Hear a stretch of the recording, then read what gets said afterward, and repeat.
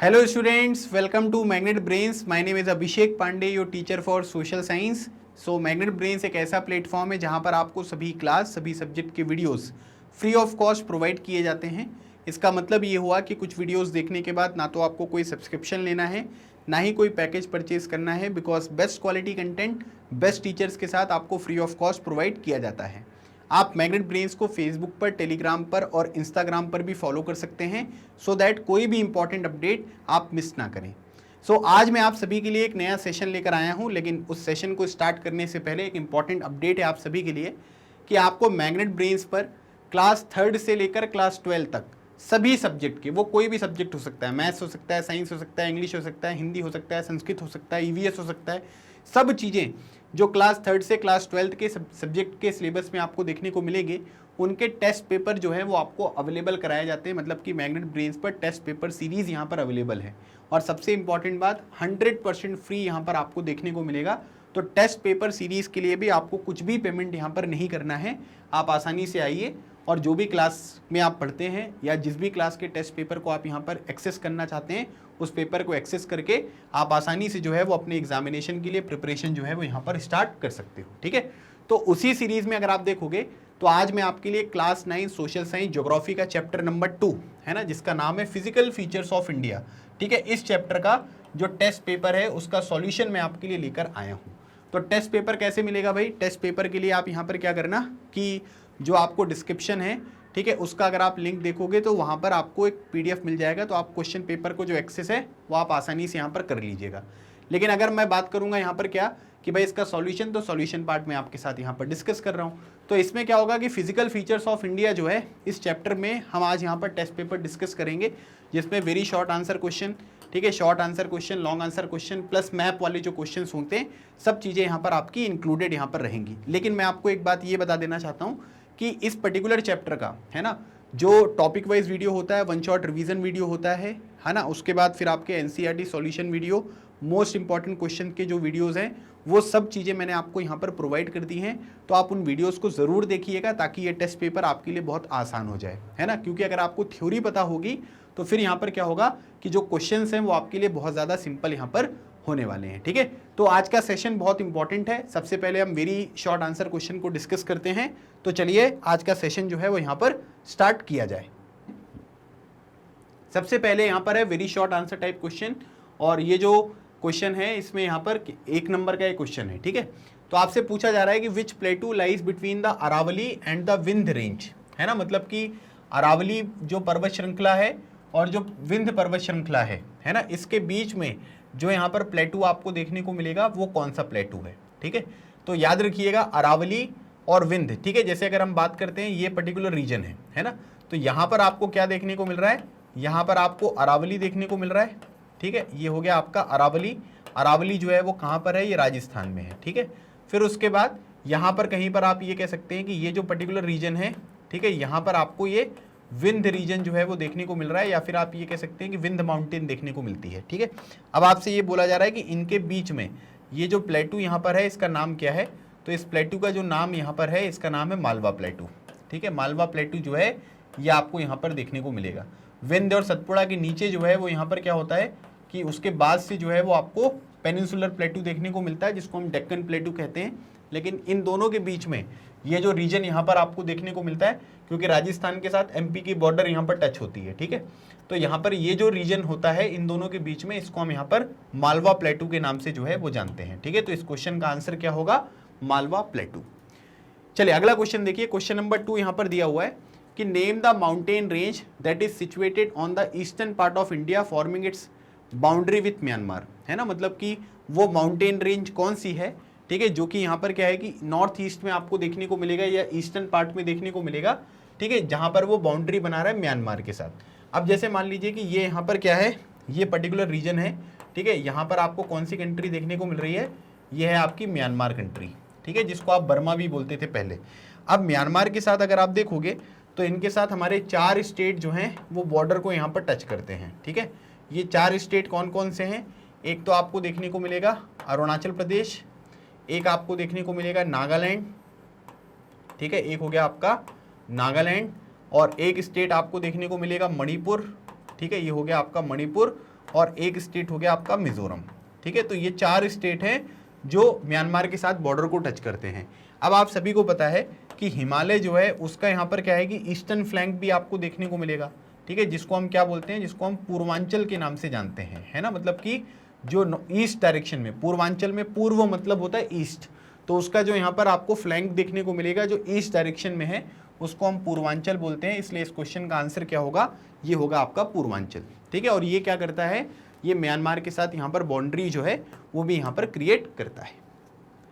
Question number 3 देखो दिया है कि which is the oldest landmass of India, है ना, भारत का जो ओल्डेस्ट यहाँ पर लैंडमास है वो यहाँ पर कौन सा है। ठीक है, तो अब यहाँ पर एक चीज ये ध्यान रखिएगा कि देखो पहले क्या था कि पहले एक बहुत बड़ी बॉडी थी जिसका नाम था पेंजिया। ठीक है, पेंजिया जो है एक बहुत बड़ी बॉडी आपको देखने को मिलती थी। पेंजिया जो है वो 2 चीजों में यहाँ पर टूटी। ठीक है, एक जिसको बोलते हैं लॉरेशिया, ठीक है, ये हो गया आपका लॉरेशिया, और एक जो आपको देखने को मिलेगा ये है आपका गोंडवाना लैंड। ठीक है, इसका जो बाइफर्केशन हुआ ये 2 चीजों में यहाँ पर हुआ, पेंजिया था, पेंजिया से लॉरेशिया और गोंडवाना लैंड देखने को मिला। अब इसी गोंडवाना लैंड से जो है वो यहाँ पर आप ये कह सकते हैं कि इंडिया जो है वो बनता हुआ आपको दिखाई दिया, मतलब गोंडवाना लैंड का ही पार्ट जो है वो इंडिया देखने को मिलेगा। और इसी वजह से यहाँ पर क्या होता है कि भारत में ये बोला जा रहा है कि सबसे पुराना लैंड मास कौन सा है, तो इसको हम बोलते हैं गोंडवाना लैंड। ठीक है, तो गोंडवाना लैंड जो है ये इस क्वेश्चन का आंसर यहाँ पर होगा। ठीक है, चलिए अगली बात करते हैं। अगला क्वेश्चन देखिए। अच्छा, इसकी थ्योरी वगैरह जो है ये मैंने अपने वन शॉट रिवीजन वीडियो में आपको पढ़ाई हुई है ना, तो अगर आप उस वीडियो को देख लोगे तो सारी चीजें जो है एकदम क्रिस्टल क्लियर यहाँ पर हो जाएंगी।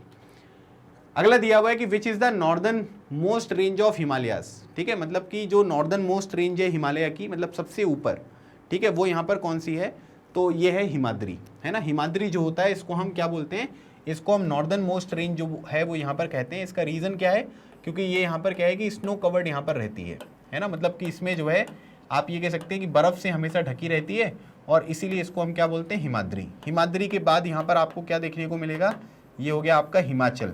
ठीक है, हिमाचल, और उसके नीचे अगर आप देखोगे तो उसको बोलते हैं शिवालिक।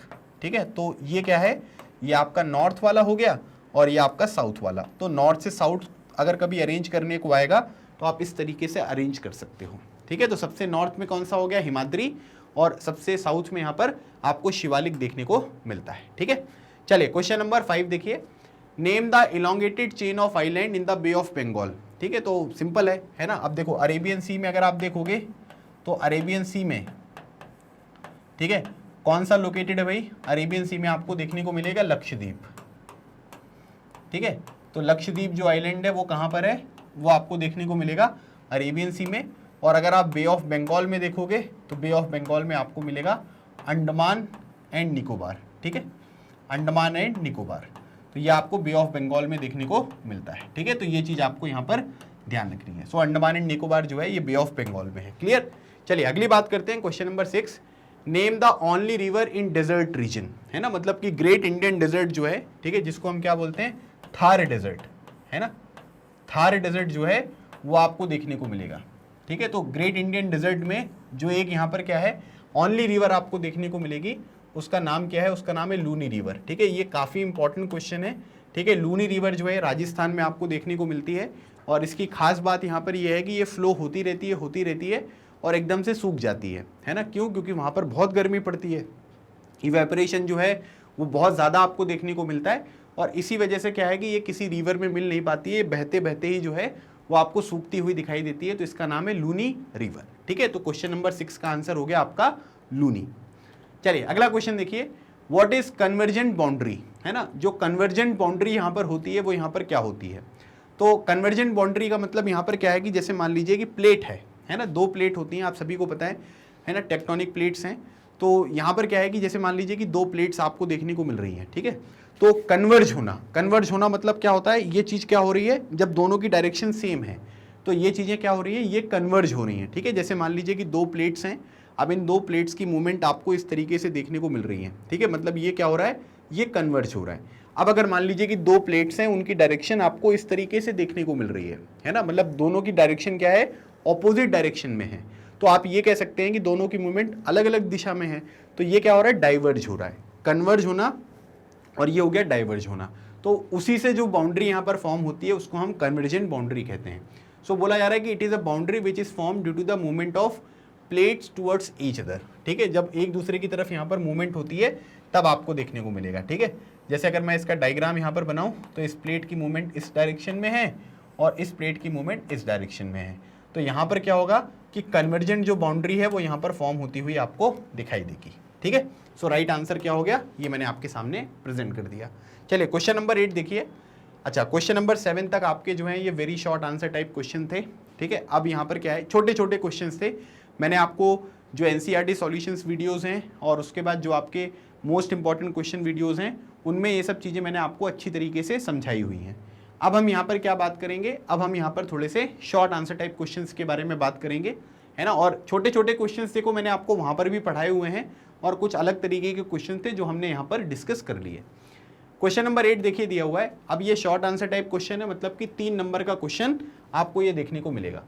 सो बोला जा रहा है कि what do you know about Punjab Himalayas and Kumaon Himalayas. ठीक है, तो पंजाब हिमालयाज और कुमायूं हिमालयाज के बारे में आप यहाँ पर क्या जानते हो। ठीक है, तो पहली बात तो याद रखिएगा, हिमालय जो है वो यहाँ पर क्या है, वो यंग फोल्ड माउंटेन है।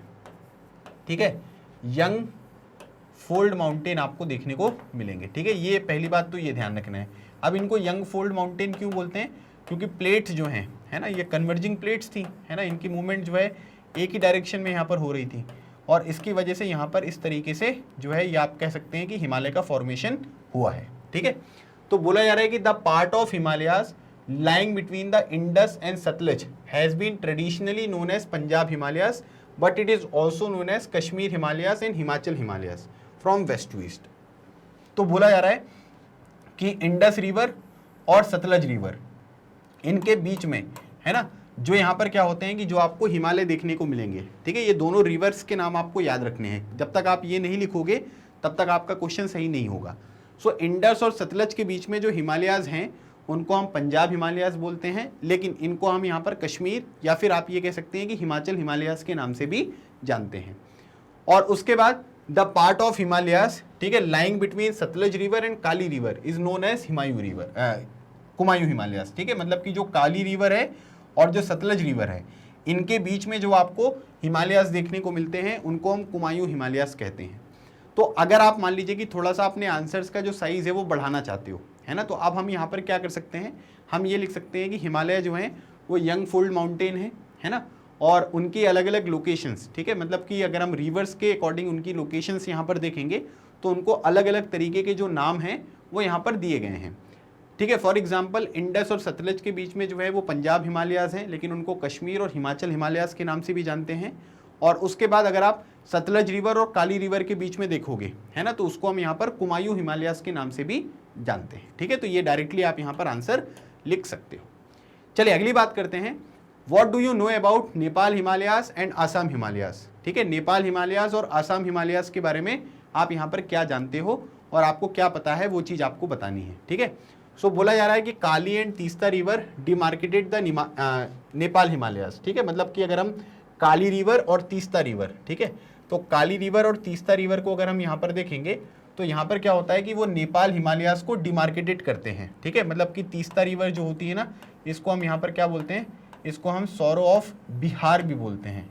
ठीक है, सौरो ऑफ बिहार क्यों बोलते हैं भाई तीस्ता रिवर को सौरो ऑफ बिहार, क्योंकि तीस्ता रिवर में बहुत बाढ़ वगैरह आ जाती है जिसकी वजह से वहाँ के लोगों को बहुत सारी प्रॉब्लम्स यहाँ पर फेस करनी होती हैं। ठीक है, सो काली रिवर और तीस्ता रिवर इनके बीच में जो बाउंड्री यहाँ पर होती है इसको हम नेपाल हिमालयाज के नाम से जानते हैं। ठीक है, और उसके बाद यहाँ पर क्या है कि तीस्ता रिवर और दिहांग रिवर जो है, ठीक है, उनके बीच में जो यहाँ पर आपको देखने को मिलेगा ये आसाम हिमालयाज है। दिहांग रिवर जो है मतलब ये आप ये कह सकते हैं कि ब्रह्मपुत्र वाला जो रीजन है, ठीक है, वहाँ पर है। और उसके बाद इनके अपने अपने रीजनल नेम्स भी यहाँ पर होते हैं, मतलब कि वहाँ की जो लोकेशंस होती है ना उनके बेस पे इनके नाम अलग होते हैं। लेकिन नेपाल हिमालयाज जो हैं अगर हम उनको देखेंगे तो वो काली और तीस्ता रिवर के बीच में है ना, और तीस्ता और दिहांग रिवर के बीच में आसाम हिमालयाज आपको देखने को मिलेंगे।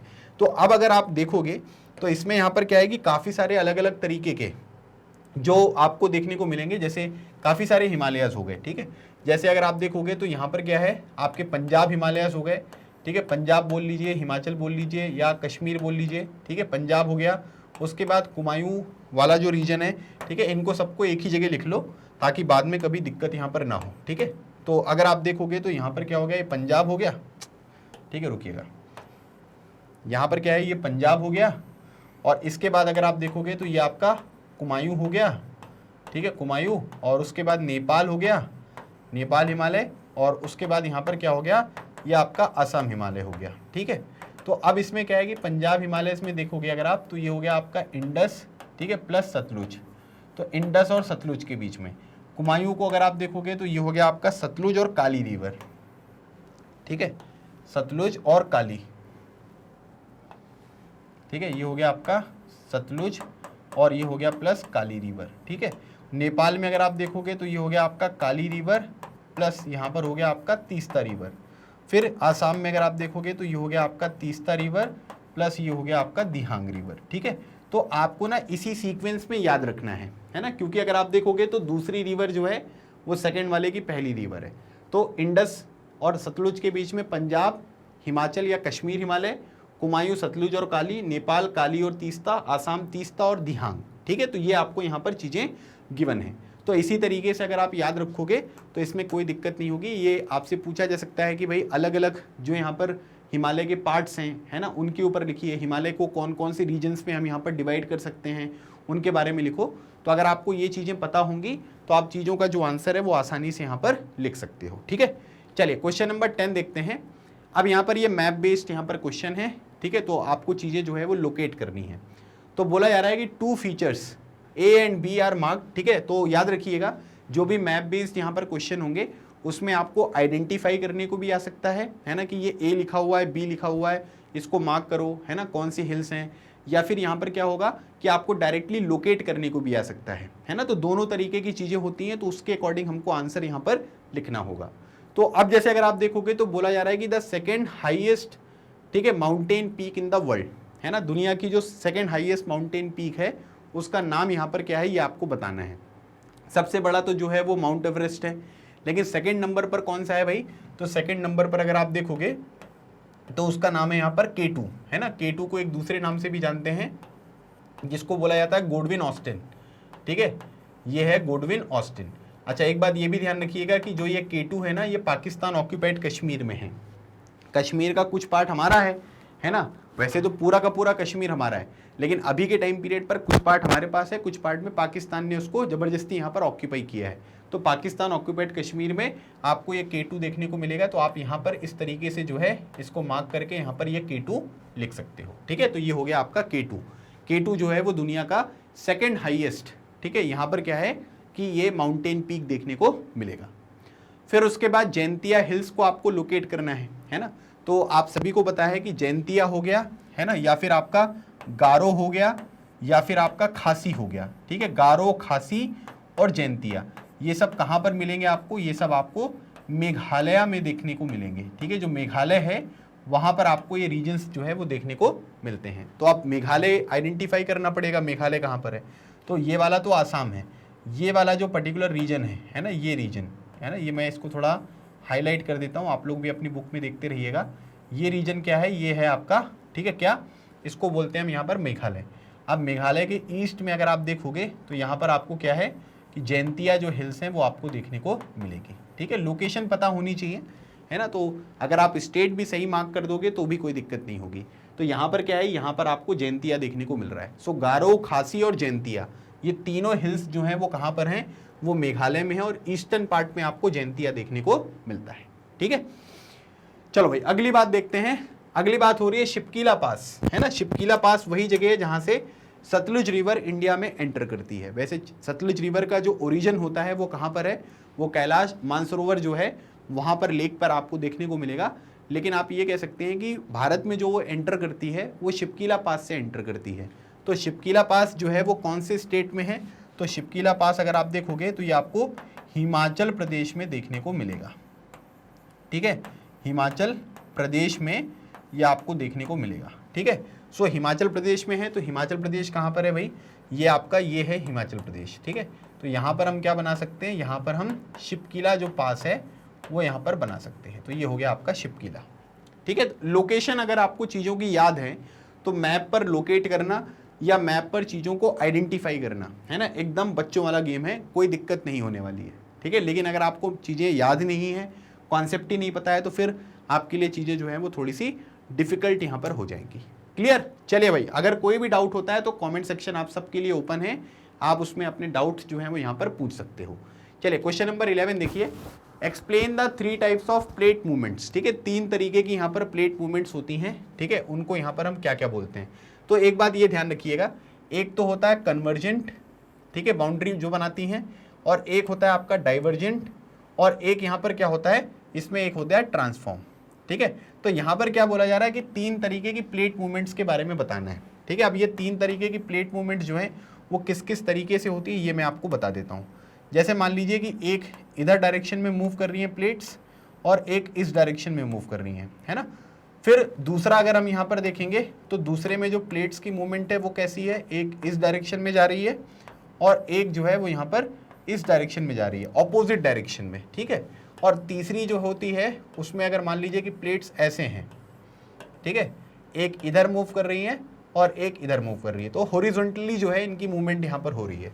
तो अब यहाँ पर अगर आप देखोगे तो जब दोनों की डायरेक्शन है ना टूवर्ड्स ईच अदर होती है तो कन्वर्जेंट बाउंड्री जो है वो यहाँ पर बनती है, मतलब कि ये दोनों क्या होंगी, कन्वर्ज होंगी, है ना। कन्वर्ज होकर आप अगर देखोगे तो प्लेट्स वगैरह जो हैं वो इस तरीके से एस्थेनोस्फीयर में भी जाती हुई दिखाई दे सकती हैं। इसी से यहाँ पर क्या होता है कि हिमालय वगैरह जो है इनका फाउंडेशन भी यहाँ पर होता है। ठीक है, फिर डाइवर्जेंट जब बाउंड्री यहाँ पर होती है ना तो यहाँ पर रिफ्ट बनता है। ठीक है, रिफ्ट मतलब भ्रंश घाटी। सो रिफ्ट यहाँ पर आपको देखने को मिल रहा है। तो इसमें से फिर अगर आप देखोगे तो जो नर्मदा ताप्ती रिवर है ना, ऐसी रिवर जो है वो यहाँ पर फ्लो करती हैं। फिर तीसरी जो होती है ट्रांसफॉर्म बाउंड्री होती है। ठीक है, जिसमें यहाँ पर क्या होता है कि प्लेट में move horizontally past each other and join transform boundary. ठीक है, तो इस तरीके से यहाँ पर क्या होता है कि ये मूवमेंट यहाँ पर होती है और उसके बाद यहाँ पर क्या है कि ट्रांसफॉर्म बाउंड्री जो है वो यहाँ पर ज्वाइन कर लेती है। ठीक है, तो ये 3 तरीके की बाउंड्रीज होती हैं और ये 3 तरीके की जो प्लेट मूवमेंट्स हैं उनके बेसिस पे आपको देखने को मिलेगा convergent boundary, divergent boundary and transform boundary. ठीक है, चलो अगला क्वेश्चन देखते हैं, question number 12, what are the features of Bhabar and Terai regions. ठीक है, तो भाबर और तेरई रीजन्स के बारे में आपको पढ़ाया गया है ना। तो भाबर और तेरई रीजन्स क्या होते हैं ये आपको बताना है। देखो बेसिकली यहाँ पर क्या है कि अगर आप देखोगे तो ये जैसे मान लीजिए कि ये एक हिली एरिया है ना, और यहाँ से किसी रिवर का जो है वो ओरिजिन यहाँ पर हो रहा है। ठीक है, अब ये यहाँ पर क्या है, आप ये कह सकते हैं कि रिवर बढ़ेगी, है ना। तो आप ये देख सकते हैं कि यहाँ पर क्या है कि स्लोप ज़्यादा है ना, और अगर ये स्लोप ज़्यादा है तो आप ये कह सकते हैं कि इसका जो फ्लो होगा वो ज़्यादा होगा, है ना। और उसके बाद यहाँ पर क्या होगा कि जब फ्लो ज़्यादा है तो यहाँ पर जो बड़े बड़े पत्थर वगैरह होते हैं वो नदी के साथ बहते हुए यहाँ पर आते हैं, क्योंकि नदी जो है वो तेज़ी से यहाँ पर बहती है। लेकिन जैसी वो यहाँ पर प्लेन पर पहुँचेगी या आप कह सकते हैं फुटहिल पर पहुँचेगी तो यहाँ पर क्या होता है कि इस तरीके से, है ना, ये जो बड़े बड़े पेबल्स यहाँ पर होते हैं वो आपको डिपॉजिट होते हुए दिखाई देते हैं, है ना। डिपॉजिट क्यों हो रहा है भाई, क्योंकि अब नदी का जो स्पीड है वो यहाँ पर कम हो जाएगा, और नदी की स्पीड अगर कम हो गई है तो आप यहाँ पर ये कह सकते हो कि फिर तो कोई चीज़ नहीं होगी, है ना, मतलब चीज़ों की मूवमेंट हो पाएगी क्या, नहीं हो पाएगी। तो ये जो रीजन होता है इसको हम क्या बोलते हैं, इसको हम यहाँ पर भाबर रीजन जो है वो यहाँ पर कहते हैं। तो वही बोला जा रहा है क्या, the river after descending from the mountain deposit pebbles in a narrow belt of about 8 to 16 kilometre width lying parallel to the slope of the Shivalik, है ना, ये पैरेलल होते हैं शिवालिक के। तो यहाँ पर क्या है कि भाबर रीजन में इस तरीके के पेबल्स जो हैं वो आपको देखने को मिलेंगे। अब मैंने आपको ये भी बताया था कि जो रिवर होती है वो यहाँ पर क्या होती है कि वो डिसअपियर आपको होती हुई दिखाई देती है। ठीक है, मतलब यहाँ पर रिवर देखने को नहीं मिलती है, क्यों, क्योंकि पानी तो नीचे से जाएगा, बड़े बड़े पत्थर यहाँ पर होते हैं, तो ये चीज़ आपको देखने को मिलेगा। फिर उसके बाद यहाँ पर क्या होता है कि भाबर रीजन के बाद तेरई रीजन आता है ना, मतलब जैसे यहाँ से क्या हुआ कि ये भाबर रीजन हो गया, भाबर रीजन के बाद आपको तेरई रीजन देखने को मिलेगा। तेरई रीजन में क्या होता है कि रिवर जो अपना कोर्स है ना, जो कोर्स है वो बढ़ाती है ना, इस तरीके से रिवर कोर्स बढ़ाएगी। यहाँ पर क्या है कि स्वैम्पी जो लैंड है वो देखने को मिलेगा, मतलब दलदल आपको देखने को मिलेगा। थोड़ा सा बायोडाइवर्सिटी आपको देखने को मिलती है ना, बायोडाइवर्सिटी मतलब पेड़ पौधे वगैरह यहाँ पर देखने को मिलेंगे। ठीक है, उसके बाद रिवर जो है वो री इमर्ज होती है। ठीक है, मतलब आप ये कह सकते हैं कि रिवर जो है वो इमर्ज होती है। क्यों होती है रिवर इमर्ज, क्योंकि जो भाबर वाला रीजन था वहाँ पर ये डिसअपियर हो गई थी, तो अब यहाँ पर तेरई वाला जो रीजन है वहाँ पर आपको री इमर्ज होती हुई दिखाई देगी, और यहाँ पर थोड़ा सा बायोडाइवर्सिटी भी होती है। तो बोला जा रहा है कि south of this belt the streams and river reemerge and wet swampy and marshy region. ठीक है, तो आप यहाँ पर ये कह सकते हैं कि south of this belt the stream and rivers reemerge and wet swampy and marshy region. ठीक है, तो यहाँ पर क्या है कि ये मार्शी रीजन जो है वो यहाँ पर आपको फॉर्म देखने को मिलेगा। ठीक है, मतलब कि यहाँ पर स्वैम्पी और मार्शी रीजन जो है वो यहाँ पर बनते हैं, और यहाँ पर क्या है कि थिकली फॉरेस्टेड रीजन यहाँ पर होते हैं, वाइल्ड लाइफ वगैरह भी देखने को मिलेंगे। तो वो मैंने आपको बता ही दिया कि बायोडाइवर्सिटी आपको देखने को मिलती है। ठीक है, तो इस तरीके से यहाँ पर क्या है कि इस क्वेश्चन का आंसर आप यहाँ पर दे सकते हो। तो भाबर और तेरई जो है ये आपसे डायरेक्टली यहाँ पर पूछे जा सकते हैं। तो ये मैंने आपको कॉन्सेप्ट वाले जो वीडियोज़ हैं उसमें बहुत अच्छे से पढ़ाया भी है ना। सारे कैरेक्टरिस्टिक्स जो हैं वो मैंने लिखवाए हैं, उन्हीं पॉइंट्स को आपको यहाँ पर जो है वो लिखना है। चलिए अगली बात करते हैं, एक नोट लिखना है अरावली हिल्स के ऊपर। ठीक है, अरावली हिल्स जो है वो lies on the western and north western margins of the peninsular plateau. These are found as broken hills as they are very much eroded hills, मतलब बहुत पुरानी है ना, और इसी वजह से क्या है कि इसमें इरोजन वगैरह बहुत ज़्यादा हो गया है, तो इसी वजह से इसको हम यहाँ पर इरोडेड हिल्स के नाम से भी जानते हैं। They cover the area from Gujarat to Delhi south west north west direction, है ना, मतलब ये गुजरात से स्टार्ट होती हैं दिल्ली तक जाती हैं। ठीक है, लेकिन आप ये ध्यान रखिएगा जो मैक्सिमम कवरेज इनका होता है ना, मैक्सिमम जो ये देखने को मिलती हैं वो कहाँ पर मिलती हैं, ये राजस्थान में आपको देखने को मिलेंगे। ठीक है, तो जो भी पत्थर वगैरह काम होते हैं, है ना, सैंडस्टोन वगैरह ये सब चीज़ें हैं, उनका बिजनेस भी आपको अरावली हिल्स के आसपास जो है वो बड़े स्केल पर देखने को मिलता है। ठीक है, अरावली हिल्स, माउंट आबू वगैरह का नाम आपने सुना होगा, वो सब अरावली हिल्स पे ही हैं। गुरु शिखर एक पीक है, तो वो भी आपको अरावली हिल्स पर ही देखने को मिलेगी। ठीक है, तो ये याद रखना है कि गुजरात से आपको जो है ये दिल्ली तक देखने को मिलेगा, और इसको ना हम रेसिडुअल माउंटेन भी कहते हैं। ठीक है, रेसिडुअल मतलब क्योंकि इसमें इरोजन वगैरह जो है वो बहुत ज़्यादा हो गया है, और इसी वजह से इसको रेसिडुअल माउंटेन के नाम से भी हम जानते हैं। ठीक है, तो ये पॉइंट भी आपको ध्यान रखना है। क्लियर? चले भाई अगला क्वेश्चन देखते हैं, क्वेश्चन नंबर 14 है ना, मैप बेस्ड क्वेश्चन है जो आपको यहाँ पर मार्क करना है। तो इसमें आइडेंटिफाई करने को भी आ सकता है और लोकेट करने को भी आ सकता है, तो दोनों चीज़ें यहाँ पर होती हैं, लेकिन मैं आपको हमेशा लोकेट कराऊंगा। तो अब यहाँ पर क्या है कि देखो पहली बात बोली जा रही है कि the outer most range of Himalaya, है ना, सबसे बाहर वाली जो रेंज है, आउटर मोस्ट रेंज, वो यहाँ पर हिमालय की कौन सी है, तो याद रखिएगा ये है शिवालिक। ठीक है, तो शिवालिक जो रेंज है वो है आउटर मोस्ट रेंज, तो ये आपको यहाँ पर मार्क करना है। तो आउटर मोस्ट रेंज अगर आप देखोगे तो ये वाला जो रीजन यहाँ पर होता है, ठीक है, ये वाला जो रीजन है, ठीक है, इस तरीके का ये जो रीजन आपको देखने को मिल रहा है, ये यहाँ पर क्या है, ये आपका शिवालिक रेंज आपको देखने को मिलेगी। ठीक है, ये आपका आउटर मोस्ट रेंज है। तो आउटर मोस्ट रेंज यहाँ पर क्या हो गया, ये आपका शिवालिक हो गया। ठीक है, तो शिवालिक आपको इस तरीके से यहाँ पर मार्क करना है। फिर उसके बाद है ब्रोकन हिल्स इन राजस्थान, है ना, ये कौन सी है भाई, अरावली। ठीक है, अरावली माउंटेन जो है राजस्थान में है, तो आप यहाँ पर क्या करोगे, इस तरीके से ऐसे मार्क कर दोगे और अरावली यहाँ पर ऐसा आ जाएगा। ठीक है, इसको आप ऐसे भी बना सकते हो, वो आपके ऊपर डिपेंड करता है कैसे आप लोकेट करना चाहते हैं। तो ये जो रीजन यहाँ पर है ये आपका अरावली रीजन है। ठीक है, वो वैसे तो गुजरात से भी स्टार्ट हो जाएगा, लेकिन उसका मैक्सिमम जो पार्ट आपको देखने को मिलेगा वो कहाँ पर है, वो आपको राजस्थान में देखने को मिलता है। ठीक है, इसलिए राजस्थान को आपको यहाँ पर इस तरीके से मार्क करना है। फिर उसके बाद on the same political map locate and label the following Satpura range. ठीक है, तो अगर आप यहाँ पर देखोगे तो यहाँ पर आपको ये विंध्या रेंज देखने को मिलेगा। ठीक है, ये क्या है, ये आपका विंध्या है। ठीक है, और इसके नीचे अगर आप देखोगे यहाँ पर, ठीक है, ये जो रेंज है ये आपका सतपुड़ा, मतलब कि आपको मध्य प्रदेश में जो है वो सतपुड़ा रेंज यहाँ पर बनानी है। और विंध्या और सतपुड़ा के बीच में जो है वो कौन सी नदी बहती है, वो आपको माँ नर्मदा रिवर जो है वो यहाँ पर बहती हुई दिखाई देती है। तो विंध्या ऊपर हो गया, सतपुड़ा यहाँ पर नीचे हो गया। और कहाँ पर मार्क करना है, मध्य प्रदेश में आपको इसको मार्क करना है। तो हमने शिवालिक मार्क कर लिया, हमने अरावली मार्क कर लिया, और हमने सतपुड़ा जो रेंज है वो यहाँ पर मार्क कर लिया। ठीक है, कोई भी डाउट अगर होता है कमेंट सेक्शन में आप बताइएगा। ठीक है, बाकी लोकेशंस आपको याद रखनी है कि लोकेशंस कहाँ पर हैं और किस तरीके से उन्हें हमें यहाँ पर लोकेट करना है। ठीक है, तो ये चीज़ आपको पता होनी ज़रूरी है। देखो मैप बेस्ड क्वेश्चंस जो हैं वो आसान हो जाते हैं अगर हमें ये पता हो कि जो चीज़ें हमें लोकेट करनी है क्या हम उन्हें आइडेंटिफाई कर पा रहे हैं या नहीं कर पा रहे हैं। अगर आप चीज़ों को आइडेंटिफाई कर लोगे तो कोई दिक्कत नहीं होगी। बाकी अगर आप इस चैप्टर का वन शॉट रिवीजन वीडियो देखोगे ना, तो उसमें मैंने आपको लास्ट में जो है वो मैप वाले जो क्वेश्चंस आपको सीबीएसई ने दिए हुए हैं वो भी करवाए हैं, है ना। तो उन चीज़ों को लोकेट करना आना चाहिए, जैसे काराकोरम, जस्कर कहाँ है, K2 कहाँ है, माउंट एवरेस्ट कहाँ है, तो वो सब चीज़ें मैंने आपको पढ़ाई हुई हैं। तो इसीलिए यहाँ पर क्या है कि अगर आप उस चीज़ को थोड़ा सा एक बार देख लोगे ना, तो मैप जो है वो आपके बहुत स्ट्रांग हो जाएंगे। और ऐसे क्वेश्चन पेपर को सॉल्व करने के दौरान फिर आप जब चीज़ों को रिवाइज करोगे तो उससे क्या होगा कि एकदम परफेक्ट हो जाएगा, फिर कोई दिक्कत नहीं होगी। अभी केवल क्या है कि जैसे मैं पढ़ा रहा हूँ, है ना, आप इसी टाइम पर याद करोगे तो फिर वो चीज़ें क्या है कि ज़्यादा प्रोडक्टिव नहीं होती हैं, ज़्यादा टाइम तक उनको रिटेन नहीं कर पाओगे आप। तो जितना ज़्यादा आप प्रैक्टिस करोगे उतनी ज़्यादा चीज़ें जो हैं वो आपके फेवर में आपको होती हुई दिखाई देंगी। ठीक है, चलिए अगला क्वेश्चन देखते हैं, क्वेश्चन नंबर 15।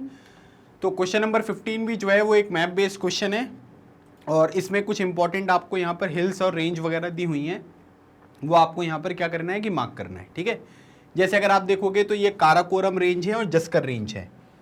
तो पहली यहाँ पर आपको काराकोरम रेंज देखने को मिल रहा है और दूसरा जो है आपको जस्कर यहाँ पर देखने को मिलेगा। ठीक है, तो आप यहाँ पर क्या करिए कि एक इस तरीके से लोकेशन यहाँ पर करिए और एक इस तरीके से लोकेशन करिए। ठीक है, तो ये वाला जो आपको लोकेशन देखने को मिलेगा ऊपर की तरफ, ये है आपका काराकोरम।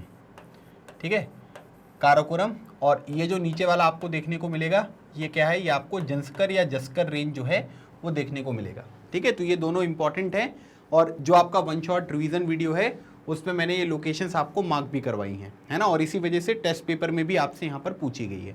सो काराकोरम वहाँ पर हो गया, उसके नीचे अगर आप देखोगे तो ये आपको जस्कर रेंज जो है वो आपको देखने को मिल रही है। फिर अनाईमुदी हिल्स अगर आप देखोगे, सो अनाईमुदी हिल्स कहाँ पर है, ये आपको केरला में देखने को मिलेंगी। ठीक है, तो केरला यहाँ पर है। ठीक है, तो आप इस तरीके से इसको यहाँ पर जो है ये ऐसे मार्क कर सकते हैं। ठीक है, रुकिएगा, यहाँ पर आपने इस तरीके से मार्क किया और यहाँ पर आप लिख दो अनाईमुदी। ठीक है, ये हो गई आपकी अनाईमुदी हिल्स। ठीक है, क्लियर। सो काराकोरम ऊपर की तरफ हो गया, उसके नीचे जस्कर यहाँ पर हो गया और फिर ये अनाईमुदी हिल्स आपको केरला में देखने को मिलेंगी। तो स्टेट गलत नहीं मार्क करना है। ठीक है, स्टेट में अगर लोकेशन थोड़ा बहुत ऊपर नीचे हो जाती है तो वो एक्सेप्टेबल होती है, लेकिन अगर आप स्टेट ही गलत मार्क कर दोगे तो फिर वो क्या होगा, फिर वो आंसर जो है वो आपका पूरा गलत हो जाएगा। ठीक है, तो ये हो गया काराकोरम, जस्कर और ये फिर हो गया आपका अनाईमुदी हिल्स। ठीक है, चलिए क्वेश्चन नंबर 16 देखिए दिया हुआ है। एक और यहाँ पर आपको जो है ये मैप बेस्ड क्वेश्चन दिया है। अब इसमें यहाँ पर क्या है कि गारो रेंज बतानी है आपको, है ना। गारो रेंज कहाँ पर है, मैंने आपको अभी इससे पहले एक क्वेश्चन कराया था, उसमें बताया था कि गारो, खासी और जयंतिया ये सब कहाँ पर हैं, ये मेघालय में है ना।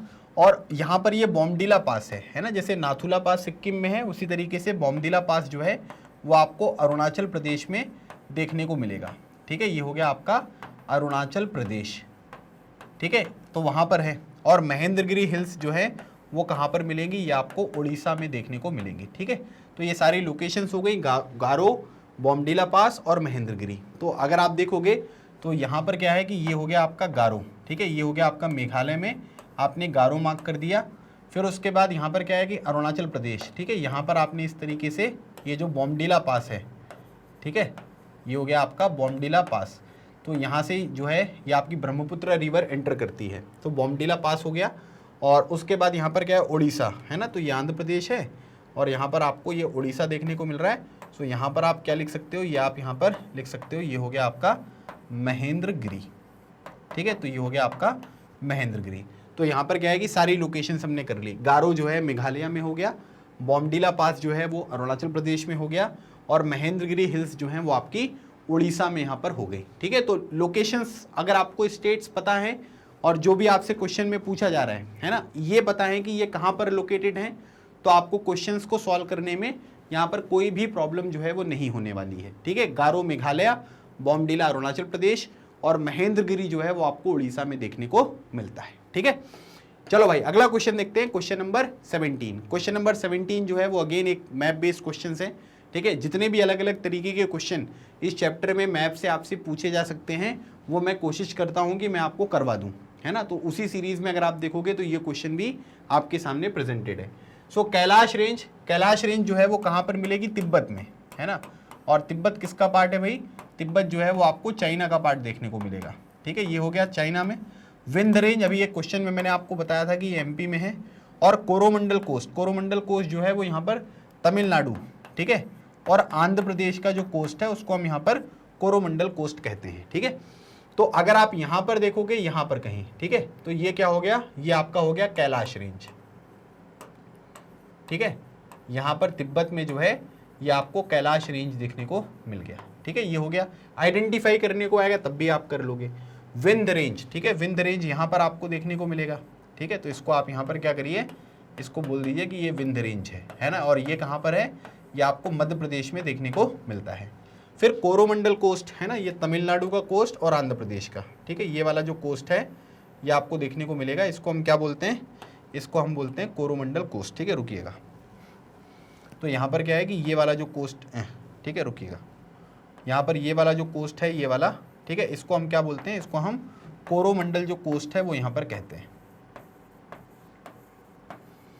ठीक है। ये हो गया आपका कोरोमंडल कोस्ट, ठीक है। तो तमिलनाडु और आंध्र प्रदेश वाला जो कोस्ट है वो कोरोमंडल कोस्ट यहाँ पर कहलाता है, ठीक है, क्लियर। सो यहाँ पर क्या है कि कैलाश रेंज तिब्बत हो गया चाइना में, विंध्य रेंज एमपी में हो गया, और कोरोमंडल कोस्ट जो है तमिलनाडु और आंध्र प्रदेश के बीच वाला जो कोस्ट है ना, इसको हम क्या बोलते हैं, इसको बोलते हैं कोरोमंडल कोस्ट। केरला वाला मालाबार हो गया, कर्नाटका वाला कन्नड़, गोवा और महाराष्ट्र वाला जो है वो कोकन आपको देखने को मिलता है, ठीक है। चले भाई अगला क्वेश्चन देखते हैं, क्वेश्चन नंबर 18। क्वेश्चन नंबर 18 दिया है कि how were the northern planes formed, है ना, नॉर्दर्न प्लेन्स जो है उनका फॉर्मेशन किस तरीके से यहाँ पर हुआ, ठीक है, वो आपको ध्यान रखना है। तो वही आपसे पूछा जा रहा है कि the Himalaya uplift out of the Tethys sea and subsidence of the northern flank of the peninsular प्लेटू resulted in the formation of a large basin.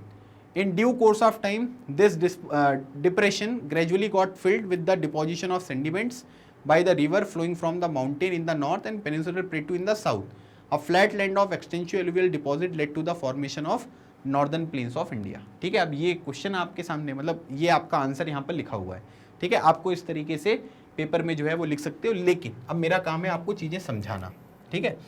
अब यहाँ पर क्या है, मैंने आपको बताया था पेंजिया, पेंजिया के बाद ये हो गया आपका लॉरिशिया, यहाँ पर एक वाटर बॉडी थी, है ना, एक वाटर बॉडी यहाँ पर आपको देखने को मिलेगा, ठीक है, ये वाटर बॉडी है।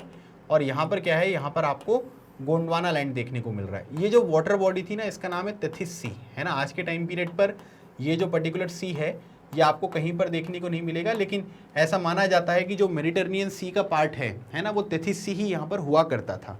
तो अब यहाँ पर क्या है कि दो लैंड बॉडी है ना, लेकिन उसके बाद यहाँ पर क्या है कि मतलब दो आपकी जो है ये इस तरीके की प्लेट देखने को मिल रही है जो कॉन्टिनेंटल प्लेट होती है, और एक यहाँ पर क्या है, ये पानी है, तो ये ओशियानिक प्लेट है, मतलब ये टेथिस सी आपको देखने को मिलेगा।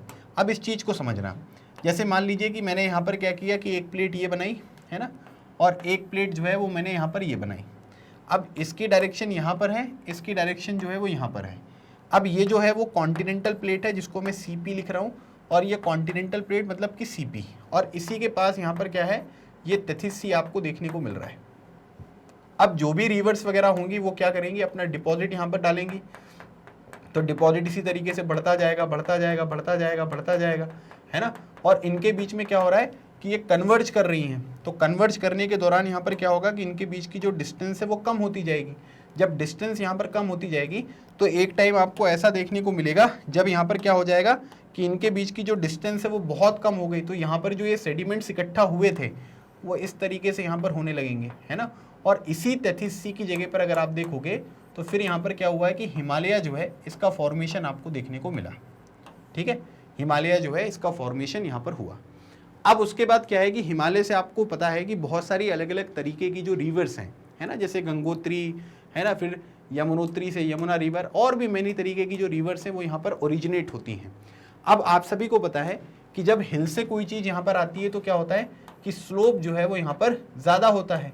स्लोप अगर ज़्यादा होगा तो आप सभी को पता है कि स्पीड जो है वो यहाँ पर ज़्यादा होगी, और स्पीड अगर ज़्यादा होगी तो आप ये कह सकते हैं कि जो इरोजन होगा वो भी यहाँ पर ज़्यादा होगा, और इरोजन जब यहाँ पर होगा तो आप ये कह सकते हैं कि जो रिवर्स अपने साथ सेडिमेंट्स लेकर यहाँ पर दौड़ती हैं, है ना, या भागती हैं या चलती हैं, तो वो सेडिमेंट्स की मात्रा ज़्यादा होगी।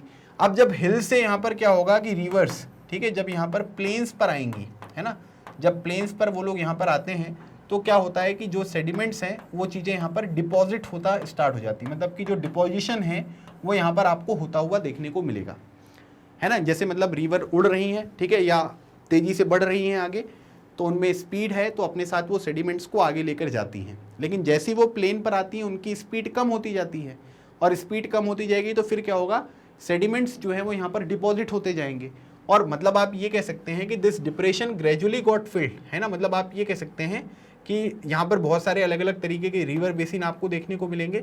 फिर यहाँ पर क्या होता है कि सेडिमेंट्स जो लेकर आए जाते हैं रिवर के द्वारा, ठीक है, वो यहाँ पर क्या होता है कि वो जो है वो यहाँ पर फ्लो हो जाता है ना, मतलब डिपॉजिट होने लगते हैं। जैसे नॉर्दर्न रिवर जो हैं, जो गंगा वगैरह आपको देखने को मिलेगी, इनका भी डिपोजिशन है, और जो फिर डेक्कन प्लेटू में आपको रिवर्स देखने को मिलती है उनका भी डिपोजिशन है।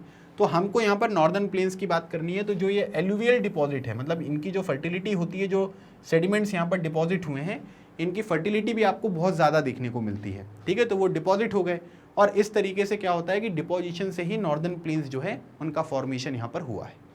जहाँ पर भी आपको प्लेन्स देखने को मिलेंगे, याद रखिएगा उसमें क्या होता है कि जो भी रिवर्स के द्वारा अलग अलग तरीके के सेडिमेंट्स यहाँ पर आते हैं, ठीक है, उनका डिपोजिशन होता है और उसी डिपोजिशन से यहाँ पर क्या होगा कि जो प्लेन्स हैं उनका फॉर्मेशन आपको देखने को मिलेगा। चलिए क्वेश्चन नंबर 19 देखिए, name the major physiographic division of India, है ना। अब देखो इसमें क्या है, इसमें अगर ये 3 नंबर का क्वेश्चन है तो आप ना इसमें केवल ये नाम मत लिखिएगा, है ना। इसमें क्या करना है कि दो दो चीज़ें 3-3 पॉइंट जो है वो मेंशन कर देना। तो मैंने यहाँ पर क्यों मेंशन नहीं किया, क्योंकि अगर आप देखोगे तो प्लेन्स वाला हमने डिस्कशन किया, हमने हिमालयाज का डिस्कशन किया, है ना, पेनिनसुलर प्लेटू का भी हमने डिस्कशन किया, डेजर्ट के बारे में भी मैंने आपको चीज़ें बताई, कोस्टल प्लेन्स के बारे में जो है वो भी आपको पता है। तो मतलब मैं ये चाहता हूँ कि अगर 3 नंबर का क्वेश्चन है ना तो एटलीस्ट 2-2 पॉइंट जो है वो आप यहाँ पर लिख देना। वैसे तो मुझे लगता है कि इतना भी लिख दोगे तो भी कोई दिक्कत नहीं है, ठीक है, लेकिन आप एक एक लाइन जो है वो चीज़ें जो है वो बता देना। जैसे इंडिया का फिजियोग्राफिक डिवीजन अगर आप देखोगे तो यहाँ पर क्या है, ये हिमालय माउंटेन है, ठीक है, फिर आपको नॉर्दर्न प्लेन्स देखने को मिलेगा, फिर आपको पेनिनसुलर प्लेटू देखने को मिलेगा, इंडियन डेजर्ट, कोस्टल प्लेन्स या और फिर आइलैंड ग्रुप्स आपको देखने को मिलेंगे, ठीक है। और अगर मान लो कि अगर आप चाहते हो कि सर थोड़ा हमको इसमें और अच्छे नंबर मिल जाए तो मैं आपको एक चीज़ यहाँ पर दिखा रहा हूँ, आप चाहो तो आप ये वाला डायग्राम जो है वो यहाँ पर बना देना, ठीक है, आप ये बना देना।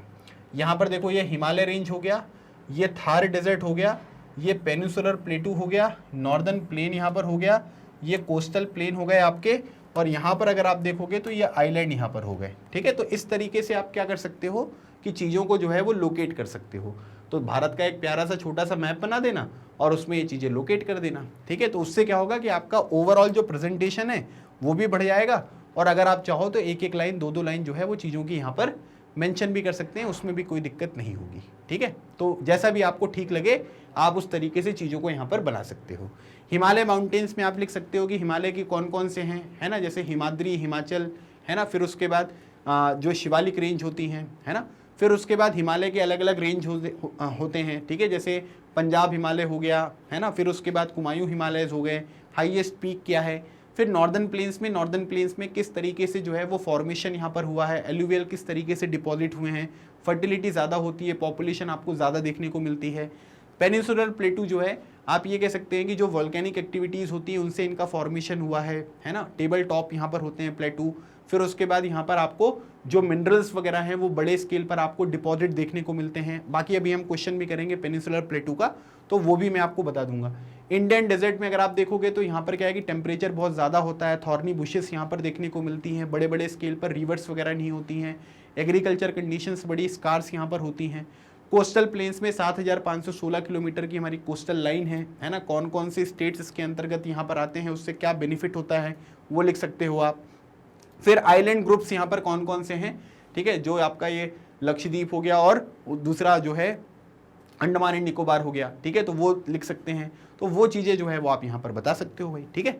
चलिए क्वेश्चन नंबर 20 देखिए, जो रिवर राइन आइलैंड यहाँ पर होते हैं उनका फॉर्मेशन कैसे होता है। रिवर राइन आइलैंड का मतलब जो रिवर के ऊपर आइलैंड होते हैं, ठीक है, उनका फॉर्मेशन कैसे होगा तो वो आपसे बताया जा रहा है। तो देखो बेसिकली क्या होता है कि जो नॉर्दर्न माउंटेन से है ना, मतलब जो ऊपर यहाँ पर आपको हिमालय वगैरह देखने को मिलता है, उससे यहाँ पर जो रिवर्स आती हैं है ना, उनके साथ क्या होता है कि एलुवियम होता है। एलुवियम मतलब वही जो सेडिमेंट्स है ना, जो जिनका यहाँ पर क्या हो रहा है कि इरोजन यहाँ पर हो रहा है। सो इरोजन की वजह से यहाँ अगर आप देखोगे तो क्या हो रहा है कि उनके पास बहुत सारा डिपोजिशन है, मतलब सेडिमेंट्स है जो वो लेकर कैरी कर रहे हैं with them and to the depositional work, है ना। और उसके बाद क्या होते हैं कि जो ये सेडिमेंट्स होते हैं है ना, जैसे हिल में क्या होती है, हिल में जैसे ये मान लीजिए कि यहाँ से यहाँ तक रिवर फ्लो कर रही है तो स्पीड ज़्यादा होगी, यहाँ से ज़्यादा यहाँ पर करोगे तो स्पीड जो होगी है ना, इनकी अगर आप स्पीड देखोगे तो ये स्पीड कैसी हो जाएगी, वो स्लो हो जाएगी, और स्पीड स्लो हो जाएगी तो आपको पता है कि जो डिपोजिशन यहाँ पर होता है, ठीक है, वो डिपोजिशन यहाँ पर क्या होगा, वो आपको ज़्यादा देखने को मिलेगा, है ना। तो डिपोजिशन जो है वो यहाँ पर ज़्यादा हो गया। सो इन द लोअर कोर्स है ना, मतलब जब वो समुद्र से मिलने वाली हैं, due to the gentle slope of the velocity of river decreases which result in the formation of riverine island, ठीक है, मजूली, है ना। जैसे आपको एक एग्जाम्पल भी दिया गया है कि एक मजूली आइलैंड है जो कि ब्रह्मपुत्र रिवर पर आपको बनता हुआ दिखाई देगा, और it is the largest inhabited riverine island in the world. मतलब यहाँ पर लोग क्या करते हैं कि लोग यहाँ पर इनहेबिटेड हैं, है ना, मतलब लोग यहाँ पर क्या है, आप ये कह सकते हैं कि ये दुनिया का सबसे बड़ा रिवर राइन आइलैंड आपको देखने को मिलेगा, ठीक है, जहाँ पर लोग रह रहे हैं। और मजूली जो है वो याद रखिएगा, ये किसके ऊपर है, ये ब्रह्मपुत्र रिवर के ऊपर आपको देखने को मिलेगा, आसाम में है ना। तो इस तरीके से जो डिपोजिशनल यहाँ पर वर्क होते हैं उसकी वजह से क्या होता है कि जो रिवराइन आइलैंड यहाँ पर होते हैं उनका फॉर्मेशन आपको देखने को मिलता है। चलिए क्वेश्चन नंबर 21 देखिए, बोला जा रहा है कि the land of India displace greater physical variation explain, है ना। फिजिकल वेरिएशन जो है वो आपको देखने को मिलते हैं। तो इसमें यहाँ पर क्या है कि मतलब बहुत ज़्यादा कुछ बचा नहीं है समझाने को, है ना, क्योंकि आप यहाँ पर क्या करिएगा, भारत का फिजियोग्राफिक जो डिवीज़न है वो यहाँ पर आप बता दीजिएगा, है ना, और किस तरीके से यहाँ पर क्या है कि लैंड मासेस जो है उनका फॉर्मेशन होता है। जियोलॉजिकली द पेनिनसुलर प्लेटू जो है वो यहाँ पर आपको देखने को मिलेगा, भारत पहले गोंडवाना लैंड का पार्ट था, है ना, ये सब चीज़ें आपको देखने को मिल रही थी। फिर यहाँ पर माउंटेन्स का फॉर्मेशन किस तरीके से हुआ, नॉर्दर्न प्लेन्स का फॉर्मेशन किस तरीके से हुआ, है ना, कोरल रीफ से किस तरीके से आपकी जो अंडमान एंड निकोबार लक्षद्वीप है ना, तो लक्षद्वीप का फॉर्मेशन कैसे हुआ, तो ये सब चीज़ें जो है वो आप यहाँ पर लिख सकते हैं। तो यहाँ पर फिजिकल वेरिएशन है ना, मतलब डाइवर्सिटी आपको देखने को मिलेगी, लेकिन सभी जो भी आपको वेरिएशन देखने को मिलते हैं उनका अपना एक अगला सिग्निफिकेंस यहाँ पर होता है, ठीक है। जैसे बोला जा रहा है कि there is a great physical variation in the land mass of India, geologically the peninsular plateau constitute one of the ancient land mass on the earth surface, जो आपको गोंडवाना लैंड देखने को मिलेगा। The northern plains and the Himalayas are the most recent land forms, ठीक है, इनका formation अभी अभी यहाँ पर हुआ है। In the opinion of geologist Himalayan mountains form an unstable zone, क्योंकि उसका फॉर्मेशन लगातार यहाँ पर हो रहा है ना, और इसी वजह से यहाँ पर क्या होता है कि बहुत सारे आपको जो अर्थक्वेक वगैरह होते हैं वो कंडीशंस भी देखने को मिलती हैं, ठीक है। एलुवियल डिपॉजिट से नॉर्दर्न प्लेन का फॉर्मेशन हुआ है और peninsular प्लेटू is formed by the igneous and metamorphic rock, ठीक है। तो जो वोल्केनो इरप्शन वगैरह हुए हैं उनसे अगर आप देखोगे तो इस तरीके की चीज़ें जो हैं वो यहाँ पर फॉर्म हुई हैं। तो काफ़ी सारी डाइवर्सिटी आपको यहाँ पर भारत के केस में देखने को मिलती है। चलिए एक क्वेश्चन आपसे मैं यहाँ पर ये पूछूंगा कि आप मुझे ये बताइएगा कि जो ग्रेनाइट होता है ना, जो ग्रेनाइट होता है वो किस तरीके की रॉक होती है ना, वो इग्नियस रॉक होती है, मेटामॉर्फिक रॉक होती है या सेडिमेंट्री रॉक होती है, ठीक है। दो चीज़ें तो आपको गिवन है, इग्नियस और मेटामॉर्फिक। एक सेडिमेंट्री रॉक भी होती है, ठीक है, जिसमें फॉसिल फ्यूल्स वगैरह आपको देखने को मिलते हैं, जो ऑयल वगैरह होता है वो सब चीज़ें अवेलेबल होती हैं। लेकिन आपको ये बताना है कि ग्रेनाइट किस तरीके की रॉक है, इग्नियस है, मेटामॉर्फिक है या फिर आपको सेडिमेंट्री रॉक देखने को मिलती है, ठीक है। चलिए अब यहाँ से आपके लॉन्ग आंसर टाइप क्वेश्चन यहाँ पर स्टार्ट होते हैं, ठीक है। टोटल 21 क्वेश्चन तक हमने शॉर्ट आंसर टाइप क्वेश्चंस जो है वो अपने यहाँ पर कवर कर लिए, ठीक है। अब हमारा अगला जो डिस्कशन होगा ये लॉन्ग आंसर टाइप में होगा। सो बोला जा रहा है कि what are the feature of Himalayan mountains, ठीक है। हिमालयन माउंटेन्स की जो यहाँ पर फीचर्स हैं वो आपको बताना है, ठीक है। तो अब यहाँ पर आप देखिए कुछ कीवर्ड्स हैं जो आप लिख सकते हैं। तो ये यंग हैं और उसके बाद यहाँ पर क्या है कि ये एक फोल्ड माउंटेन्स हैं, ठीक है। एक तो पॉइंट आपका यहाँ पर ये बन जाएगा, ठीक है। उसके बाद यहाँ पर क्या है कि ये भारत के नॉर्दर्न बॉर्डर्स पे आपको देखने को मिलेंगे। फिर उसके बाद यहाँ पर क्या है कि ये वेस्ट ईस्ट से लेकर मतलब कि इंडस से लेकर ब्रह्मपुत्र रिवर तक आपको ये फ्लो होते हुए दिखाई देंगे, है ना। इंडस रिवर से लेकर ब्रह्मपुत्र रिवर मतलब कि यहाँ वेस्ट में लेकर ईस्ट तक, है ना। ब्रह्मपुत्र रिवर में भी देखने को मिलता है ना, वहाँ पर भी चीज़ें अवेलेबल हैं। Himalayas represent the loftiest and the most rugged mountains barriers of the world, है ना, मतलब कि माउंट एवरेस्ट वगैरह यहाँ पर अवेलेबल है। तो काफ़ी ऊंची ऊंची जो यहाँ पर चोटियाँ हैं वो देखने को मिलेंगी।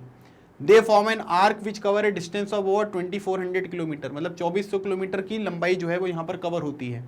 फिर उसके बाद इसकी जो विड्थ है वो आपको कहाँ पर ज़्यादा देखने को मिलेगी, कश्मीर में ज़्यादा देखने को मिलेगी और जो नॉर्थ ईस्ट है वहाँ पर कम देखने को मिलेगी, है ना। अब ये क्वेश्चन जो है वो MCQ वगैरह में भी डायरेक्टली पूछा जा सकता है ना, कि जो विड्थ होती है वो वेस्ट में ज़्यादा होती है या ईस्ट में ज़्यादा होती है।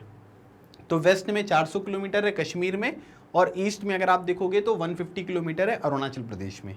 The Himalayas consist of 3 parallel range, जिसको हिमाद्री, हिमाचल और शिवालिक यहाँ पर कहते हैं। तो ऐसे बहुत सारे पॉइंट्स हैं जो आप लिख सकते हो। 5 पॉइंट तो मैंने आपको यहाँ पर बता ही दिए हैं एटलीस्ट, ठीक है। अगर आप चाहें तो हिमालय वाला जो टॉपिक है वो मैंने आपको पढ़ाया हुआ है, तो उसमें आप कुछ और जैसे आप कुछ एग्जाम्पल भी दे सकते हो इसमें, माउंट एवरेस्ट वगैरह, है ना, तो उनके बारे में चीज़ें बता सकते हैं। फिर उसके बाद हिमालय जो माउंटेन्स है वहाँ पर अलग अलग रिवर्स जो हैं वो ओरिजिनेट यहाँ पर होती हैं, है ना, इन सब चीज़ों के बारे में भी बता सकते हो। फिर अलग अलग तरीके के डून्स आपको देखने को मिलेंगे, देहरादून वगैरह ये सब जो अवेलेबल हैं, है ना। फिर अलग अलग तरीके की चीज़ें आप यहाँ पर बता सकते हो जो हमने यहाँ पर ऑलरेडी डिस्कस करी है। ये 5 से 6 पॉइंट आपको मैंने यहाँ पर बता दिए। चलिए क्वेश्चन नंबर 23 देखिए, write down the features of northern plains, ठीक है। नॉर्दर्न प्लेन्स का जो फीचर्स हैं वो आपको बताने हैं, ठीक है। तो याद रखिएगा नॉर्दर्न प्लेन्स जो है उसके फॉर्मेशन में 3 इंपॉर्टेंट रिवर्स हैं, एक तो इंडस है, गंगा, एक Brahmaputra, along with their tributaries from the northern planes, ठीक है। तो ये एक इंपॉर्टेंट क्वेश्चन है जो आपके 1 मार्कर में भी आ सकता है कि नॉर्दर्न प्लेन्स का जो फॉर्मेशन यहाँ पर हुआ है ना, उनमें किन रिवर्स का जो है वो बहुत कंट्रीब्यूशन है, तो याद रखिएगा इंडस, गंगा और ब्रह्मपुत्र, ठीक है, इनका कंट्रीब्यूशन है। और इनकी ट्रिब्यूटरीज क्या होता है कि जैसे मान लीजिए कि ये मेन रिवर है ना, इसमें कोई रिवर आई जिसने पानी मिला दिया है ना, मतलब कि इस रिवर का पानी इस रिवर में मिल गया, ए रिवर का पानी बी रिवर में मिला दिया है ना, तो ये यहाँ पर क्या हो गया, ये हो गया आपका ट्रिब्यूटरी। लेकिन अगर मान लीजिए कि बी रिवर का पानी लेकर सी चला गया है ना, सी जो है वो बी का पानी लेकर चला गया, तो इसका मतलब सी जो है वो बी की डिस्ट्रीब्यूटरी आपको देखने को मिलेगी, ठीक है। तो ये पॉइंट आपको यहाँ पर ध्यान रखना है। तो 3 plains are formed of alluvial soil, alluvial soil है यहाँ पर है ना, क्योंकि डिपोजिशन से यहाँ पर बना है। Alluvial deposition lying at the foothills of the Himalayas over million of years form these fertile planes. जब चीज़ें डिपॉजिट होती जाती हैं, क्योंकि सॉइल बनना 1-2 दिन की तो बात होती नहीं है, काफ़ी समय लगता है उसमें, तो उस तरीके से सॉइल का फॉर्मेशन हुआ है। और करीब 7 लाख स्क्वायर किलोमीटर का एरिया आपको देखने को मिलेगा, ठीक है। The length of the plain is about 2400 kilometre, और इसकी विड्थ जो है वो 240 से 320 किलोमीटर आपको देखने को मिलेगी। और ये बहुत ही प्रोडक्टिव पार्ट है कंट्री का, क्योंकि इसमें एग्रीकल्चर वगैरह है, क्योंकि यहाँ पर सॉइल कवर आपको ज़्यादा देखने को मिलेगा। क्लाइमेट बहुत ज़्यादा जो है वो आप ये कह सकते हैं कि फेवरेट क्लाइमेट यहाँ पर अवेलेबल है, जो एग्रीकल्चर के लिए सुटेबल क्लाइमेट होता है। वाटर वगैरह की अवेलेबिलिटी आपको बड़े स्केल पर देखने को मिलती है ना, ये सब चीज़ें आप बता सकते हैं। पॉपुलेशन आपको ज़्यादा यहाँ पर रहती हुई दिखाई दे सकती है ना, ये चीज़ भी लिख सकते हो। तो क्योंकि आपने ये चीज़ भी डिटेल मेंशन करी है, तो इतने पॉइंट भी अगर आप लिख दोगे तो आपका काम बन जाएगा, ठीक है। फिर वो भाबर, तेरई वगैरह है ना, बांगर, खादर जो मैंने बताया था, उस तरीके का एक डायग्राम भी आप यहाँ पर बना सकते हो, ठीक है। चलिए आगे बढ़ते हैं, अगला क्वेश्चन देखिए। What are the features of the Deccan plateau, है ना, डेक्कन प्लेटू के फीचर्स आपको बताने हैं कि यहाँ पर क्या है। तो याद रखिएगा, इसका सबसे पहले जो इंपॉर्टेंट है वो ये है कि ये ट्रायंगुलर लैंड मास है ना, मतलब इस तरीके से आपको ये रीजन देखने को मिलता है ना, जो मैंने स्टार्टिंग में एक मैप आपको दिखाया था, ठीक है। रुकिए मैं एक बार आपको और दिखा देता हूँ ताकि आपको कोई दिक्कत ना हो, ठीक है, रुकिएगा। चलिए, तो ये देखो, ये जो ये वाला पर्टिकुलर रीजन है ना, लगभग मतलब आप ये मान सकते हैं कि ये इस तरीके से ये ट्रायंगुलर शेप यहाँ पर है, ठीक है। तो इसलिए इसको यहाँ पर क्या बोला जा रहा है, ट्रायंगुलर बोला जा रहा है। और ये नर्मदा रिवर के साउथ में आपको देखने को मिलेगा, है ना, मतलब सतपुड़ा रेंज है और विंध्या रेंज है, उनके बीच में क्या होता है कि नर्मदा रिवर फ्लो करती है, तो उसके साउथ में जो है वो आपको यहाँ पर क्या मिलेगा, ठीक है, वो आपको देखने को मिलता है, जिसको हम डेक्कन प्लेटू कहते हैं। महादेव, कैमूर और मैकाल रेंज जो है ये इनके ईस्टर्न एक्सटेंशन आपको देखने को मिलेंगे, ये मैंने आपको थ्योरी वाली क्लास में मैप पर दिखाया भी था। While Satpura range flank its broad base in the north, ठीक है, और नॉर्थ में जो है वो सतपुड़ा है। क्यों? क्योंकि यहाँ पर अगर आप देखोगे तो ये आपका विंध्याचल है, ये बीच में नर्मदा रिवर है और यहाँ पर ये सतपुड़ा है, ठीक है। और इसके नीचे जो है ये आपको इस तरीके से डेक्कन प्लेटू जो है वो देखने को मिलता है। तो इसके नॉर्थ में सतपुड़ा जो है इसका बेस बनाता है। फिर उसके बाद अब यहाँ से देखिए, ये इंपॉर्टेंट है कि the Deccan plateau is higher in the west and slope generally eastward, ठीक है, मतलब कि डेक्कन प्लेटू का जो स्लोप है वो ईस्ट डायरेक्शन में है। और इसी वजह से अगर आप देखोगे तो जो रिवर होती हैं वो ज़्यादातर किधर से किधर फ्लो करती हैं, वो वेस्ट से ईस्ट की तरफ यहाँ पर फ्लो करती हैं, ठीक है, वेस्ट डायरेक्शन से ईस्ट डायरेक्शन, मतलब कि टूवर्ड्स अगर आप देखोगे तो बे ऑफ बंगाल जो है उन रिवर्स का यहाँ पर फ्लो देखने को मिलता है। An extension of the प्लेटू can be seen in the north west, जिसको हम मेघालय और कार्बी एंगलोंग प्लेटू भी कहते हैं, ठीक है। तो याद रखना कि कार्बी एंगलोंग प्लेटू है ना, और जो मेघालय वाला जो प्लेटू है उसका एक्सटेंशन ही है जो आपको यहाँ पर ये डेक्कन प्लेटू है, उसी का एक्सटेंशन आपको देखने को मिलेगा, ठीक है। एक बात ये ध्यान रखिएगा, मेघालय और कार्बी एंगलोंग जो है वो हिमालय का पार्ट नहीं है, वो डेक्कन प्लेटू का पार्ट है। It is separated by fault from the छोटा नागपुर प्लेटू। छोटा नागपुर प्लेटू में आपको महादेव हिल्स देखने को मिलती हैं, ठीक है, जो है, ठीक है, महल हिल्स, ठीक है। तो यहाँ पर क्या होता है कि वहाँ से ये सेपरेट होती हैं और महादेव नहीं है वो, ठीक है, वो यहाँ पर एक महल हिल्स हैं, ठीक है। तो महल हिल्स जो है उसकी वजह से यहाँ पर ये सेपरेशन देखने को मिलेगा। और फिर ये गारो, खासी, जयंतिया हिल्स वगैरह होती हैं, ये आपको वेस्ट से ईस्ट में देखने को मिलेगा। बहुत सारी रिवर्स वगैरह डेक्कन प्लेटू से ओरिजिनेट होती हैं, मिनरल्स वगैरह के सोर्सेस आपको बड़े स्केल पर अवेलेबल होते हैं, है ना, ये सब चीज़ें आप बता सकते हो। और उसके बाद जो अलग अलग तरीके के आपके जो डैम्स वगैरह होते हैं वो भी आप यहाँ पर लिख सकते हैं, है ना। डेक्कन प्लेटू में बारिश वगैरह भी आपको बड़े स्केल पर होगी, लेकिन कई जगह पर बारिश होती भी नहीं है, ये भी आप यहाँ पर लिख सकते हैं। तो दोनों केसेस यहाँ पर अवेलेबल हैं, तो उनके बेसिस पे आप इस क्वेश्चन का जो आंसर है वो यहाँ पर प्रिपेयर कर सकते हो, ठीक है। चलिए क्वेश्चन नंबर 25, कोरल्स जो है उनको डिस्क्राइब करना है ना। So coral polyps are short lived microscopic organism which live in a colonies, मतलब कि एक साथ रहते हैं और they flourish in shallow mud free and warm water, ठीक है। तो इनका जो यहाँ पर होता है वो कम गहरे पानी में, मतलब कि और मड फ्री, मड नहीं होना चाहिए, और वार्म वाटर्स में जो है ये फ्लोरिश होते हुए आपको दिखाई देते हैं। They secrete hard rock like substances, the coral secretion and their skeleton form coral deposit in the form of reefs. ठीक है, तो याद रखना कि इनके जो स्केलेटन्स होते हैं और इनका जो यहाँ पर सिक्रीशंस होते हैं, जो ये सिक्रीट करते हैं, बाहर निकालते हैं चीज़ें, तो उनके ही डिपोजिशन से क्या होता है कि रीफ्स का फॉर्मेशन होता है। मतलब कि जो कोरल रीफ आपको देखने को मिलेंगे ना, ये इनके डिपॉजिट से बनते हैं। और they are mainly of 3 kinds, barrier reef, ठीक है, और उसके बाद fringing reef and atolls. The great barrier reef of Australia is a good example of the first kind of coral reef. Atolls are circular or horseshoe shaped coral reef. ठीक है, तो ये थोड़ा सा अगर आप अपनी बुक में देखोगे ना, तो इनको यहाँ पर एक बॉक्स में जो है वो आपको पढ़ाया गया है, तो अब उसमें ज़्यादा कंटेंट है नहीं, है ना, तो इतने ही हम यहाँ पर लिख सकते हैं। तो इसमें जो भी आपके रीफ्स के यहाँ पर टाइप हैं, है ना, जैसे आपका ग्रेट बैरियर रीफ हो गया ऑस्ट्रेलिया में, एटॉल्स हो गए, हमारे यहाँ पर लक्षद्वीप वगैरह जो आपको देखने को मिलेंगे, वो भी आपको कोरल रीफ से ही यहाँ पर बनते हुए देखने को मिले हैं। ठीक है, तो वो चीज़ भी आप यहाँ पर लिख सकते हो। चलिए क्वेश्चन नंबर 26 देखिए। पेनिनसुलर प्लेटू जो है उसके बारे में बताना है आपको। ठीक है, सो सिंपल सी बात है, इग्नियस और मेटामॉर्फिक रॉक से जो है ये पेनिनसुलर प्लेटू बना है। और उसके बाद अगर आप देखोगे तो इसमें ब्रॉड और शैलो वैली, ठीक है, एंड राउंडेड हिल्स देखने को मिलेंगी। ठीक है, ब्रॉड मतलब जो नीचे से इनका ब्रॉड एरिया आपको देखने को मिल रहा है। ठीक है, और उसके बाद यहाँ पर राउंडेड हिल्स हैं। The plateau consist of 2 broad division, namely the central highland प्लेटू।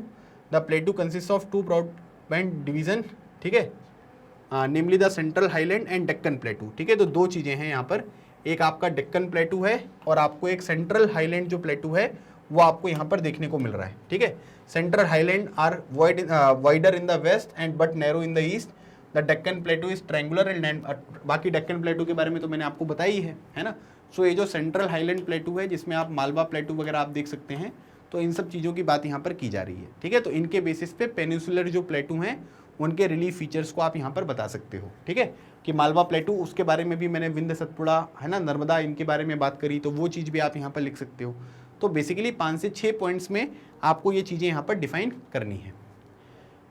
Eastern घाट के 5 फीचर्स लिखने हैं। ठीक है, तो याद रखिएगा डेक्कन प्लेटू के ईस्ट में जो है वो ईस्टर्न घाट लोकेटेड है ना, और उसके बाद यहाँ पर ईस्टर्न घाट, कोरोमंडल और नॉर्थ सरसर जो आपको देखने को मिलेगा कोस्टल साइड, जैसे कोरोमंडल में ये तमिलनाडु और अरुणाचल प्रदेश वाला जो एरिया है ना, और northern Circars between Mahanadi Krishna river, Coromandel जो है वो कृष्णा कावेरी जो कोस्टल प्लेन्स है वो देखने को मिलते हैं। ठीक है, और उसके बाद यहाँ पर क्या है कि महानदी, गोदावरी, कृष्णा, कावेरी वगैरह, इनकी वजह से ईस्टर्न घाट का फॉर्मेशन होता है। महेंद्रगिरी जो है वो हाईएस्ट पीक आपको देखने को मिलेगी। और उसके बाद यहाँ पर क्या है कि they consist of eastern coastal planes. ठीक है, तो ये सब चीज़ें अवेलेबल हैं, तो ये सब ईस्टर्न घाट्स की तरफ आप यहाँ पर देख सकते हो। तो ये 5 फीचर्स हैं जो आपको यहाँ पर लिखने हैं। तो ईस्टर्न घाट के बारे में भी मैंने आपको पढ़ाया था, ईस्टर्न घाट और वेस्टर्न घाट दोनों, तो वो चीज़ आपको यहाँ पर लिखनी है। क्वेश्चन नंबर 28 दिया, right any features of 5 features of western Ghats. तो ईस्टर्न घाट के जैसे लिखे वैसे वेस्टर्न घाट के लिखने हैं आपको, तो पैराग्राफ फॉर्म में भी लिख सकते हो और पॉइंट फॉर्म में भी लिख सकते हो। ठीक है, सो आप याद रखिएगा ये रिवर साइड में है ना, ईस्टर्न घाट उधर है और वेस्टर्न घाट यहाँ पर आपको देखने को मिलेगा, that is west to Deccan plateau. ठीक है, ये भी आप ध्यान रखना। और उसके बाद ये वेस्टर्न कोस्ट के पैरेलल है। ठीक है, जैसे कोकन हो गया, कन्नड़, मालाबार, कोकण जो है मुंबई गोवा वाला जो कोस्टल एरिया होता है, कन्नड़ गोवा से केरला वाला। ठीक है, फिर Malabar Kerala to Kanyakumari are the coastal plains here. Narmada, Tapi, Sabarmati and Mahi rivers are drawn this land. ठीक है, तो ये लोग क्या करते हैं भाई, ये लोग जो है ये वेस्ट डायरेक्शन में फ्लो करते हैं, नर्मदा, तापी, साबरमती और माही, है ना। सो नर्मदा, तापी, साबरमती, माही जो है वो अरेबियन सी में जाते हैं। ठीक है, तो उनसे इनका फॉर्मेशन हुआ है। अनाईमुदी जो है वो हाईएस्ट पीक आपको देखने को मिलेगा। ठीक है, एक पॉइंट ये हो गया। और उसके बाद यहाँ पर क्या है कि दे कंस्टिट्यूट वेस्टर्न कोस्टल प्लेन्स। ठीक है, मतलब कि जो वेस्ट का कोस्टल प्लेन है उसको बनाते हैं। तो 1 पॉइंट, 2 पॉइंट, 3 पॉइंट, 4, 5 पॉइंट यहाँ पर हो गए, तो ये आप डायरेक्टली यहाँ पर लिख सकते हो। ठीक है, तो ये सब चीज़ें मैंने आपको काफ़ी कॉम्प्रिहेंसिव मैनर में जो है वो अपने जो 1 शॉट रिवीजन वीडियो है उसमें पढ़ाई हैं। अब ये टेस्ट पेपर है, तो टेस्ट पेपर में जो ज़्यादातर चीज़ें एक्सप्लेन करने को हो सकती है वो मैं एक्सप्लेन कर देता हूँ, है ना। थ्योरी वाला पार्ट जो है वो आपको वहाँ से पढ़ना पड़ेगा, है ना, क्योंकि उसका कोई सब्सटीट्यूट यहाँ पर नहीं है।